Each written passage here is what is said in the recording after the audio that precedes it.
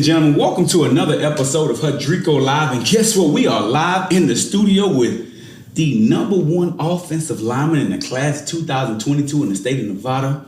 Listen, defensive linemen fear him, offensive linemen envy him, and teams wish they had him. The one, the only Jake Taylor. Jake, what's up, my man? How you doing this afternoon? Pretty good. Thank you for having me. I've been watching all of these, so I'm extremely excited to be here. Man, we're excited to have you, man. So many things we want to get into because what you have been able to accomplish here at Bishop Gorman and what you're going to do on the next level, I think it'd be so inspirational to so many young players and so many young kids. But before we get into that, I want to start back where it all started. Your family has been going to Bishop Gorman for how many years now? How far back did that go? It's been a while since my grandmother graduated in 68, and then we went to my mother and my uncle graduated here, and my brother just graduated a couple years ago. So Gorman has such a deep bloodline in here, so all of this, are you going to graduate early? I can't because I'll be the one person in my family who wouldn't. So I just have to stick here, and I'm loving it. So going to Gorman, a lot of times people get this idea that because it's a private school and people see us, they see the TV show, they see the quarterback one, the Tate Martell, they see the uniform, they see the illustrious things, the stadium, they see all these facilities, and they start thinking that money buys championships. How far from the truth is that?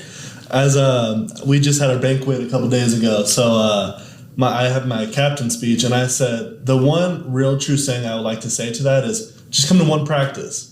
Just come to one practice and see the sheer amount of work we put in, the endless amount of hours on that turf field, just to smell that burning turf in that summer where it's 100 and we clocked it on 105 degree weather. It was the turf 187 degrees. So the amount of that, and then just depleting whatever is left in our body in that Iron Church, which is our weight room, it's unbelievable. So all this recruiting stuff, all of this, I know I'm very close friends with all of our recruits, and let me tell you, not one penny was taken off of anything. And so the mix of that and just the sheer amount of hard work, it's my pet peeve hearing when Bishop Gorman recruits. That's the furthest from the truth. So it's funny that when people say that you've been at Bishop Gorman since your freshman year. You had some other guys who are very highly touted in this class. The Cyrus Mosses, freshman year, Zion Branch, freshman year, Benjamin Hudson, freshman year, Fabian Ross, freshman year. These are Cam Barfield, freshman year, Jay Brady, freshman year, Malik Pavone, freshman year. These are all Division I guys who've been at this school since their freshman year. So the misclaimer that these kids come in is so far from the truth. Do you guys use that as fuel when you kind of go out and get these things done and prove these people wrong? It's unbelievable, like you said. And even when you say we start freshman year, all of us started 6U, 8U, just the youth football, and NYS here in Las Vegas, the youth football, we were all together. If either lined up against you or right next to you, we've all built this relationship since at least 6 or 8 years old. So it goes way deeper than just, coming in for high school. We've had such this unbelievable bond built from all of our years with this sport. And it's unbelievable to say that, they're coming in just because we paid them. No, it's been unbelievable, the adventure we've had. Man. And it is absolutely fuel and also a tool for us for our success. Now, your high school career, you've had the accolades, the All-American, the highly touted, and we'll get into the college aspect of it first, but let's stick to high school just for a little bit. You guys had a major coaching change. Mm-hmm. Your sophomore year, Coach Sanchez, you guys fall short of Liberty. People act like the evil empire had fallen. Like you would think that literally the whole world came to an end when that game was over. How do you guys bounce back from that? And then in the midst of that, you go through a shortened COVID season. Tell me about that frustration that you guys had. How does that brotherhood survive that? So unfortunately, we did lose that decade of dominance streak, which was a 10-year span of winning state championships and just pure dominance. The national championship run. We were the powerhouse all of these years, and little people know the little detail and the issues or the successes we reach behind the scenes. It's unfortunate things happen, hiccups happen along the road.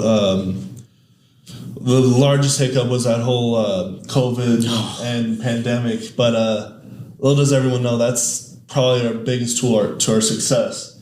The coaching change happened in between seasons.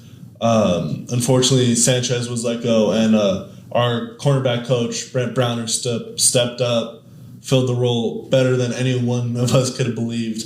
So the issues piling up against us with the coaching change, the pandemic, all the other little intricate little details, it was time for stuff to change. So our relationship that we built over that, just, you can't say break, but over the pandemic, it was unbelievable. And that's why we were so fiery and energetic this year. And people say, oh, are you guys ready for this rivalry against Liberty?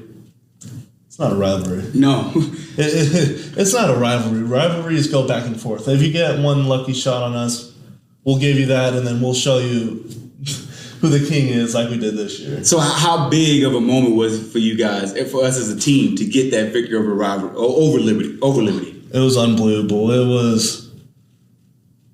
Nothing was known to be happening, which we obviously know off of that. Like, nothing's guaranteed, but the amount of energy we had walking onto that field, it was all right, let's give their parents some tissues, because not only the seniors are done playing, they're gonna have some bumps and bruises on the way home too. Definitely a big game. Now, you mentioned Coach Browner coming in. How big was it to have that continuity of not just Coach Browner? You had Coach Brown and some of the other coaches that came in and kind of have that same mentality, but still yet a big change in the overall program. How big was that for you guys to have him and some of the other coaches step in?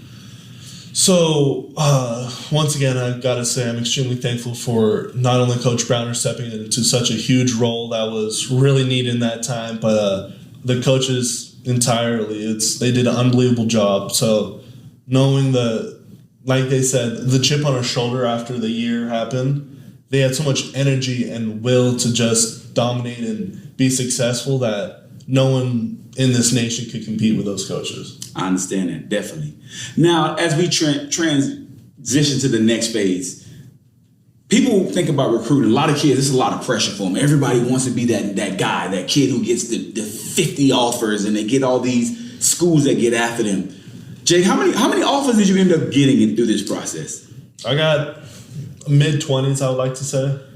With so many offers from so many big programs, and I'm talking Alabama, Notre Dame, Oklahoma, Miami, Stanford. I mean, the list goes on and on. For all my young athletes out there who are going through this process, how did you decipher?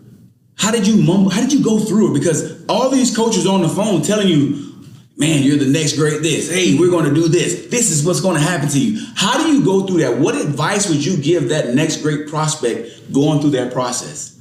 So I'm going to give you the 100% truth answer. This is not sugarcoating anything. It's extremely stressful. As much as that is a shock to you guys, it's really hard some days.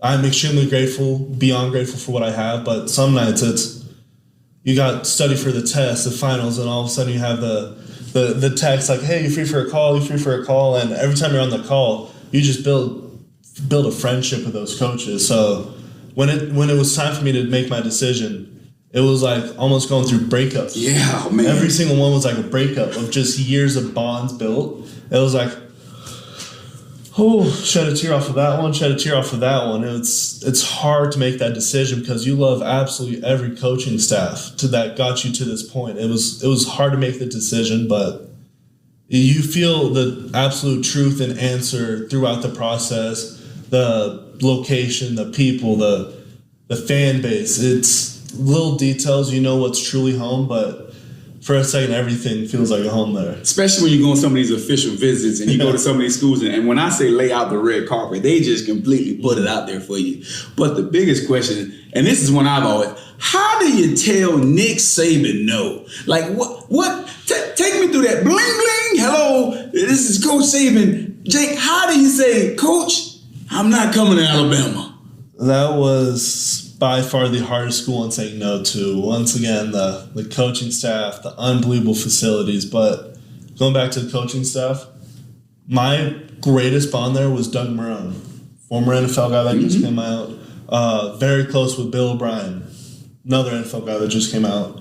Close with Nick Saban. We've had multiple phone calls, Zoom meetings. I even sat next to him in the actual official visits for dinner. So that bond and such with powerful people and coaches, it was painful was the right way of saying it. But I'm just rolling with my gut. It is Alabama, so that means all of me's and like all of me type of people, if not greater, at that facility and program. So you're basically setting yourself up to play later years, which my goal is to make if not the first year, but just like ASAP immediate impact where I go. And I didn't really feel that I could do that at Alabama. So it's an unbelievable facility, unbelievable coaching staff, unbelievable academics, but yeah, I just rolled my gut and had to roll away from the roll tide. So as you rolled away, no one can fault you because you rolled to your new home, Boomer Sooners. Tell me what Oklahoma did that just made you feel like this place was home. For all those Sooner fans that want to know, man, how do we get so lucky? I mean, Sooner Nation, listen, you landed a prize. You got this guy right here. What did they do that made you say, I'm rolling with Sooner Nation? I don't have enough words for Oklahoma. It's the coaching staff. It's the facilities, the fact that the dorm is a couple steps away from the weight training facility. It's everything I looked for, picture perfect, just perfect to me. Oh, man. The dorms are unbelievable, which you can't get that everywhere. It's your own, basically, bedroom, own bathroom. You share with another person of your own position. So you basically have the same wake-up alarm, same plan, same intention. So you have people who want the same things as you in your own dorm. Once again, I was not exaggerating. You cross the crosswalk, you're at the stadium, you're at the facilities where you practice at. So won't have to worry about dealing with traffic, worrying if you're going to be late, if there's an accident, and you could take your 5 steps. You got to practice easily. And then going on Oklahoma, when I say that coaching staff, we've had some hiccups. Man, listen, old Hudrico is going there next. Now, but I'm going to let you get into it. I was definitely finna go there. Yeah, so all I could say is I'm fortunate for the obstacles Oklahoma was able to get over. My position coach today, which was one of the most crucial parts of me staying with my decision, but good old Lincoln Riley left. I had built an unbelievable bond with him, more than people would ever build with a head coach. Head coach, you get a call, you'll never see them again. But unfortunately, I couldn't experience that bond with Lincoln Riley because when I was on my official visit with the players and hanging out with my player host, they said, yeah, Lincoln Riley would never do that. He's like spotting some guys when they lift. It's just a very interactive head coach with their players. So unfortunate that didn't happen, but the new coaching staff, or the new head coach, I should say, Coach Venables, unbelievable guy. He did great, just beyond great things at Clemson. Oh, he did. Being their defensive coordinator. And I was fortunate enough to have him actually participate in an in-home visit from him. So he visited my home a couple weeks after my birthday, which I'll go back to that funny story on my birthday. But Coach Venables and the rest of the coaching staff that was able to visit my house, unbelievable guy, energetic. He's like, oh yeah, when you do go against a cover sheet, can you tell, like, it's unbelievable just the intellect he has upon the sport, and I can't wait to utilize him and the other coaches, just better myself and the team. But going back to my birthday, 18th birthday was supposed to be a special one. Driving to the place that I chose, Big B's Texas Barbecue, I got the phone call or the text message. Jake, what's the plan? What's the role? Or what you gonna roll with? Are you still committed? I was like, slow it down. What just happened? ESPN just confirmed Lincoln Riley's departure on my 18th birthday. Happy birthday to you. Yeah. So I was sweating, having the armpit sweats and everything on the way to dinner, and the amount of text messages, the phone calls that I had to go through was unbelievable. How close were you to decommitting from Oklahoma when you saw that news? So I never really had the intention of decommitting because all of my recruiting process was I had to commit for a coaching staff because unfortunate people do leave when they have 6 years remaining on a contract. So I knew that college is more of a business than family, brotherhood. I would know a coach at Bishop Gorman or any other high school wouldn't just say like, see you guys, well, I have money on the line, so good luck to you guys. No, it's high school is more family, college is more business, which you can't fault them. It's 110 million. It's a business. It's their business. It's their job. They got to support for a family, so I can't blame them. So I'm kind of seeing that in the same intention for myself. It's business for me. So I didn't choose for a coaching staff, which of course is a factor in my decision, but the other factors never really saw the decommit side from Oklahoma. So that's huge because I know Oklahoma, when that happened, they saw a flurry of kids who was like, all right, I'm going. Yeah. And people following Lincoln Riley to USC and going and jumping ship as a competitor. Because one thing that I do know about you, you compete and you're like, gang. If you're with me, you're with me. Yeah. Did you instantly see these guys like, hey, Judas, now, if you ain't with us, you against us. And now that you're gone, good to be gone because I'm going to go with the guys that's with me now.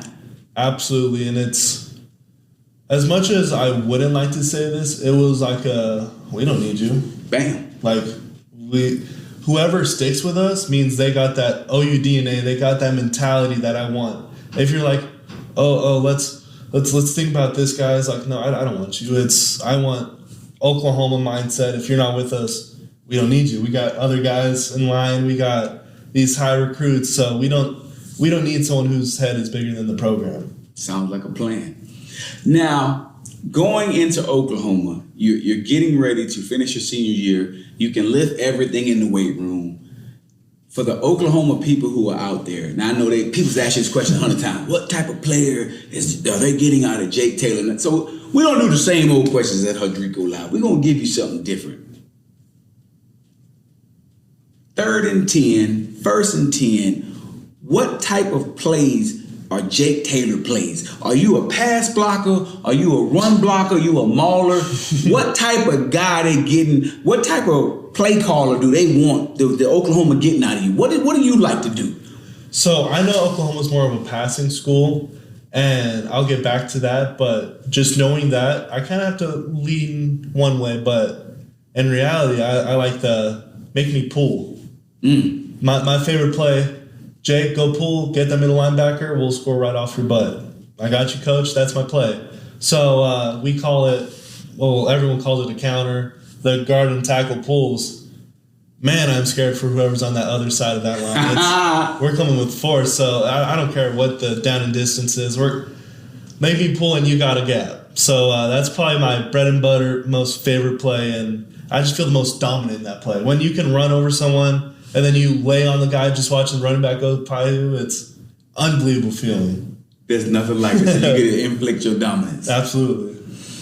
So you're coming from a great school, going to another great school. What's the end goal here? What is Jake Taylor? What does the future hold for Jake Taylor?